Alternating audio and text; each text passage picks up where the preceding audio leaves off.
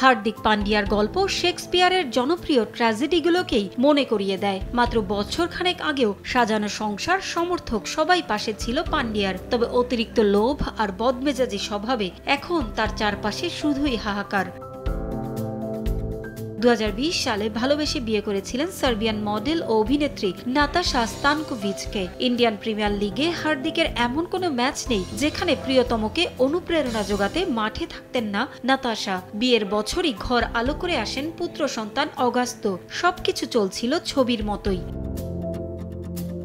22 গজের মতো পারিবারিক জীবনেও সফল ছিলেন পান্ডিয়া। গেল বছরই পরিবার ও বন্ধুদের নিয়ে রাজকীয়ভাবে হিন্দু ও খ্রিস্টান রীতিতে বিয়ের আনুষ্ঠানিকতাও সারেন তিনি। তবে হঠাৎ করেই আসা ঝড়ে লন্ডভন্ড পান্ডিয়ার পারিবারিক জীবন ও ক্যারিয়ার।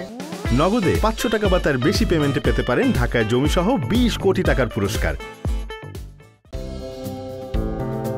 2022 সালে গুজরাট টাইটান্সকে তার সুনিপুণ নেতৃত্বে উপহার দেন প্রথম শিরোপা। গুজরাটে রাজার হালেই ছিলেন, তবে সুখের অসুখ যাকে বলে আম্বানিদের কারি কারি টাকার লোভে গুজরাট ছেড়ে এ মৌসুমে পাড়ি জমান মুম্বাই ইন্ডিয়ান্সে। শুধু তাই নয়, রোহিতকে ছুড়ে ফেলে মুম্বাইয়ের নেতৃত্বও দেওয়া হয় পান্ডিয়ার কাঁধে। এরপরই সমর্থকদের তোপের মুখে পড়েন পান্ডিয়া।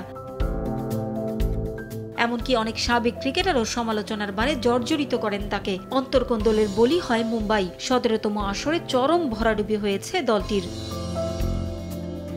গণমাধ্যমের খবর, সংসার জীবনেও ভালো নেই হার্দিক পান্ডিয়া। অনেকদিন ধরেই সেপারেশনে আছেন স্ত্রী নাতাশার সঙ্গে। গেল কয়েক মাস সামাজিক যোগাযোগ মাধ্যমে কেউ কারো ছবি পর্যন্ত পোস্ট করেননি। এমনকি নাতাশার জন্মদিনেও তাকে শুভেচ্ছা জানাতে দেখা যায়নি পান্ডিয়াকে।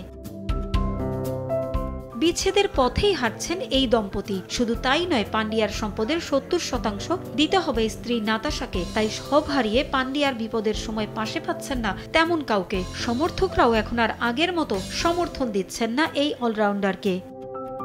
পারভিন আক্তার, সময় সংবাদ।